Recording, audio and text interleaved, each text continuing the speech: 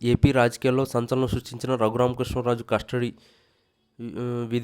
వేధింపుల కేసు ఇప్పుడు ఊహించిన మలుపు తిరిగింది. గత కొన్నాళ్లుగా ఈ కేసులో ఏం జరిగిందనే అంశంపై రకరకాల వాదనలు వినిపిస్తున్నప్పటికీ ఇప్పుడు మాజీ ఐపీఎస్ అధికారి పివి సునీల్ కుమార్ నోరు విప్పడం రాష్ట్ర రాజకీయాల్లో పెను ప్రకంపనలు రేపుతుంది. అప్పట్లో సిఐడి విభాగ అధిపతిగా ఉన్న సునీల్ కుమార్ ఈ కేసులో కీలక పాత్రధారిగా ఆరోపణలు ఎదుర్కొంటున్నారు. అయితే తాజాగా ఆయన వెల్లడించిన విషయాలు మాజీ ముఖ్యమంత్రి వైఎస్ జగన్మోహన్ రెడ్డికి కోలుకునే దెబ్బగా మారుతున్నాయి. రఘురామకృష్ణరాజును అరెస్ట్ చేసిన సమయంలో అసలు ఏం జరిగిందనే దానిపై సునీల్ కుమార్ సంచలన వాంగ్మూలం ఇచ్చారు. అప్పట్లో ప్రభుత్వం నుంచి వచ్చిన ఒత్తిళ్లు వల్లే తాను కొన్ని కఠిన నిర్ణయాలు తీసుకోవాల్సి వచ్చిందని ఆయన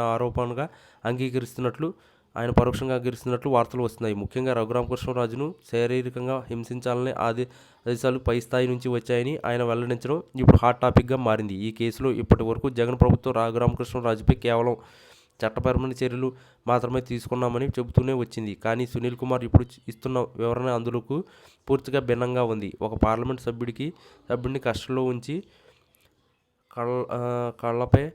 కాళ్లపై కొట్టడం వెనుక ఎవరున్నారనే నిజం ఇప్పుడు బయటకు వస్తుంది. జగన్కు అత్యంత సన్నిహితుడిగా భావించే సునీల్ కుమార్ ఒక్కసారిగా ఈ స్థాయిలో నిజాలు కక్కేయడం వెనుక బలమైన కారణాలు ఉన్నాయని విశ్లేషకులు భావిస్తున్నారు. ప్రభుత్వం మార్పు తర్వాత తనపై వస్తున్న తీవ్రమైన ఆరోపణల నుంచి తప్పించుకోవడానికి లేదా చట్టం ముందు తన తప్పును తగ్గించుకోవడానికి ఆయన ఈ మార్గాన్ని ఎంచుకున్నట్లు కనిపిస్తుంది. రఘురామకృష్ణరాజును హింసించిన తీరును వివరిస్తూ సునీల్ కుమార్ ఇచ్చిన సమాచారం ఆధారంగా ఇప్పుడు ఈ కేసులో తదుపరి విచారణ మరింత వేగవంతం కానుంది. ఇది కేవలం ఒక ఐపీఎస్ అధికారి వ్యక్తిగత నిర్ణయం కాదని, దీని వెనుక ప్రభుత్వ పెద్దల ప్రమేయం ఉందని స్పష్టమవుతుంది.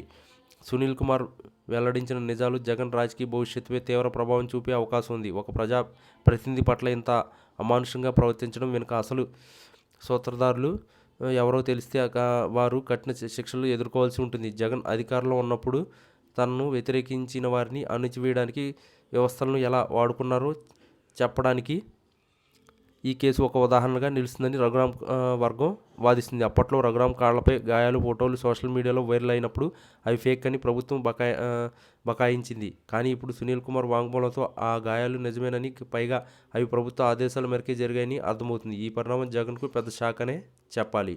ఈ మొత్తం వ్యవహారంలో సునీల్ కుమార్ ఇప్పుడు అప్రూవర్గా మారే అవకాశం ఉందని కూడా గుసగుసలు వినిపిస్తున్నాయి. ఆయన తాను కాపాడుకునే క్రమంలో మిగిలిన అధికారుల పేర్లను కూడా బయటపెట్టే అవకాశం ఉంది. రఘురామకృష్ణరాజు కూడా ఈ కేసును వదిలిపెట్టే ప్రసక్తే లేదని ఇప్పటికే స్పష్టం చేశారు.